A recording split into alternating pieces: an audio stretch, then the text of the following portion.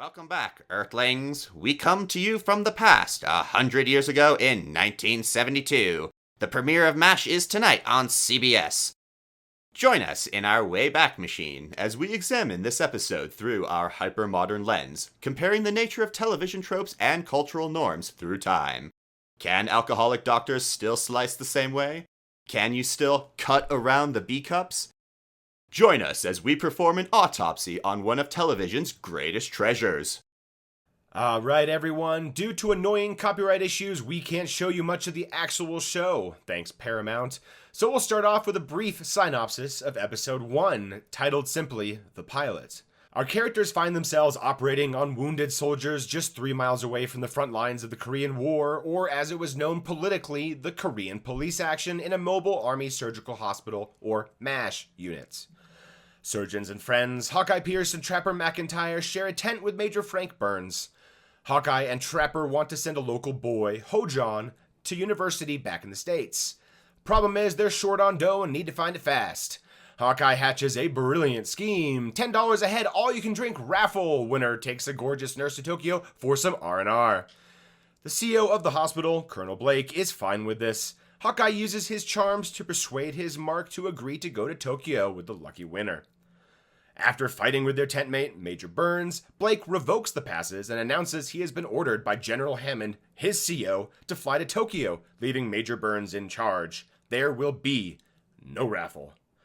Oh yes, there will be. The company clerk O'Reilly forges some passes, and Hawkeye and the gang conspire to drug Major Burns and hold the party and raffle while their CEO is in Tokyo, and their temporary CEO is safely anesthetized in the post-op ward. The plot is uncovered mid-party as Major Houlihan, chief nurse, discovers Burns' unconscious buttocks in bed. She calls Blake and his CEO, and they all fly down to confront the miscreants. But wounded are being brought in, and Hawkeye, Trapper, and co. all must operate and save lives. They are so skilled and so impressive that General Hammond lets them all off the hook, and they live happily ever after until the end of the war. Maybe. So, the pilot to the TV show that we were raised on. And we mean that literally, guys. We had the entire box set on DVD, and we broke the DVD player watching them, I think, at some point. Yeah, we drove my dad insane how much we watched MASH. It was rather funny to see his mental decline.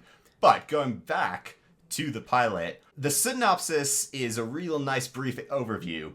But if you dive deeper into a modern lens, let's just start with the fact that they're raffling off a nurse to come up with a college tuition for Ho-John. Now, it's a noble endeavor, but raffling off a nurse without her permission, and then going to the CEO to get his permission first before you even confront the nurse that you were supposedly going to be raffling off to create this tuition, creates a whole host of problems in our modern world. And no part of it is meant innocently, just like Dennis in Always Sunny in Philadelphia says, it's because of the implication.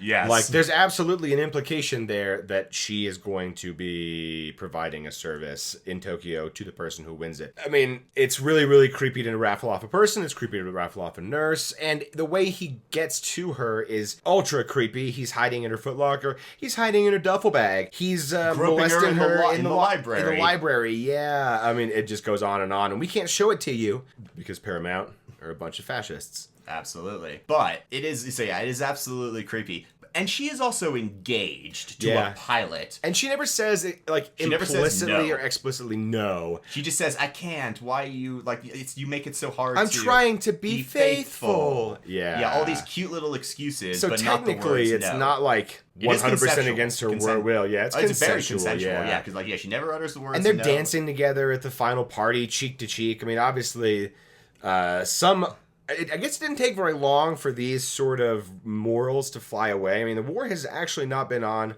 for crazy forever. I mean, we're talking at most, 6 months? At most. And they're sort of in the summertime there as well. So we're probably closer to a few months. Yeah, very than 6 months. Because it broke out in June 25. Thank you, yeah. So there's no way it's wintertime. No. Definitely summer. They're playing golf and they're out in their Hawaiian shirts as the intro starts. Which is a little, actually, they should be in shorts because Korea in the summer is fucking hot. Yeah.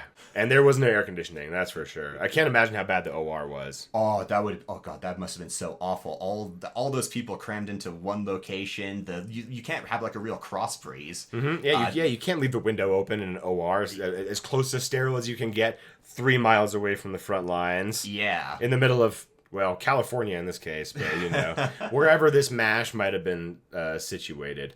But let's get back to the episode and not the history, because that's what we're here for. Yeah, the whole premise, we can agree, is kind of messed up. And let's talk a little even just more basic than that. Just lack of military, like, etiquette and decorum and professionalism as a doctor and a medical professional. I mean, yeah, they drug their...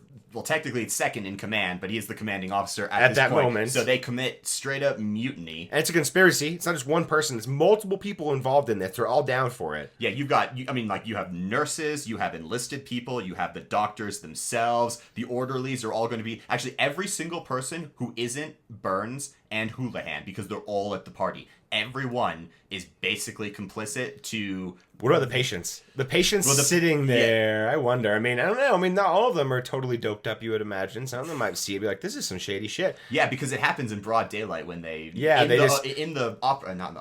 recovery ward. In the post-op ward, yeah. They just knock him out, drug him, and lay him down and wrap his head up so you can't tell. And only way that we find out, or that anyone else in the camp finds out, is Houlihan sees that it's time for his medication, as charted, flips up his sheets and sees his butt and recognizes some identifying mark there. And speaking of philandering... Oh, Frank! Yeah, so Frank is married. Yeah, He's married and he's banging the head nurse. And we've got Hawkeye creeping on some engaged woman. Trapper makes blasé jokes about cheating on his wife, getting drafted, and her knowing about it. On it, yeah. Let's see. Oh, Hawkeye's super sex unprofessional in the operating room, telling Margaret Houlihan that she needs to move, otherwise he'll have to cut around her B cups. The commanding officer, Colonel Blake, is also married, and in the opening scene, you see him opening a bottle of champagne with the nurse and then drinking it, and you know that they're about to get up to no good, or plenty good.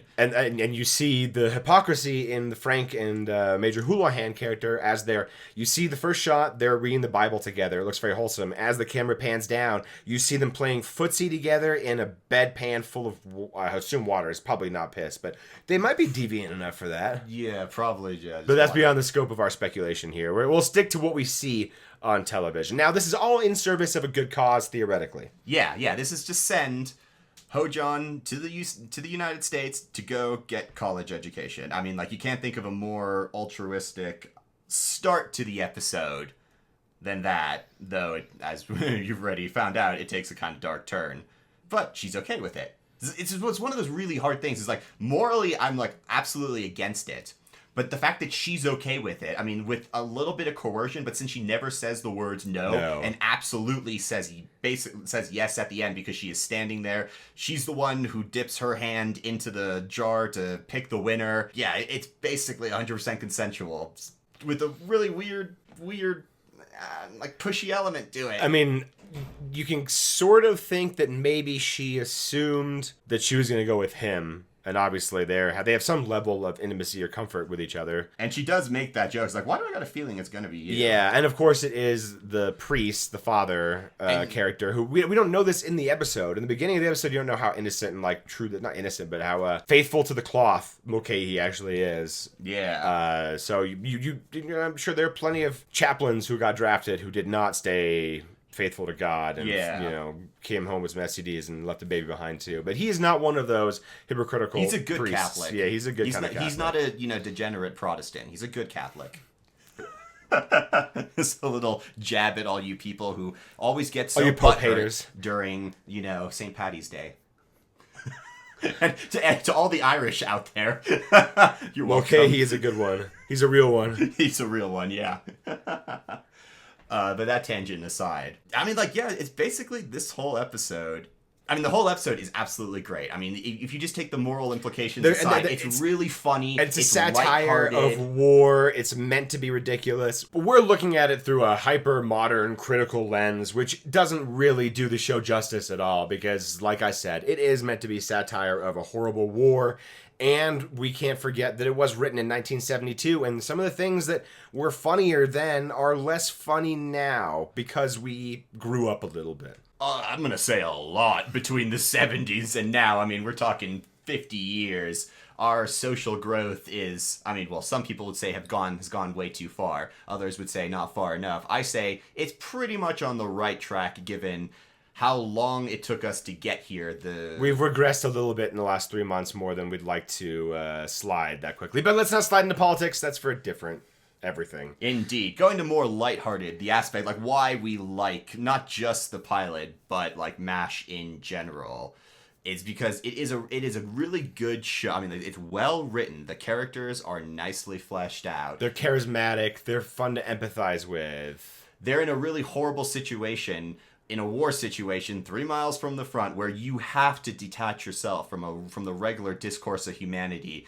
You're plunged into the brutality of the worst aspects of humanity that you can ever imagine, and you have to make light of every small little thing. You have to get drunk. You have to, like Burns, he clings to the rules to an absurd degree, to a certain respect, to cope from being outside of civilian life, away from his wife, away from his church, away from everything that grounds him. He has to, like his relationship with Margaret is a foundational relationship for him too, because that is the only real lifeline. That and like letters from his wife and phone calls is like the only real lifeline he has to civilization, in the same respect that Hawkeye and Trapper, their only real lifeline to civilization is getting drunk, chasing women, and generally fucking around.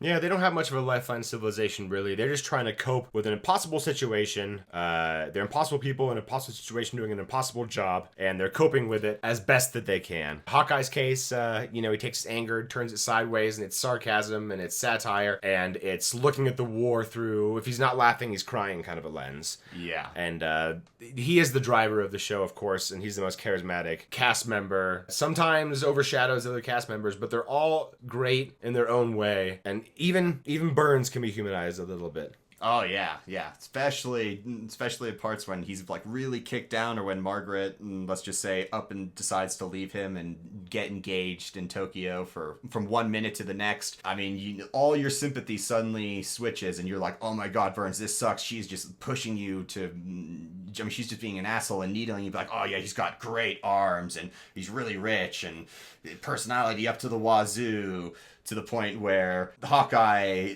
has to step in and defend Burns against Houlihan's onslaught. So it's really rough on all fronts. Well, the end question we'd like to leave you with is, did Hawkeye and Trapper and Radar commit mutiny, and should they have been hung and executed?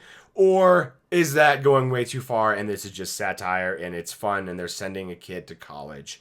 Let us know what you think down below in the comments. And until next time, hit that like, comment, and subscribe down below, and we will see you guys later.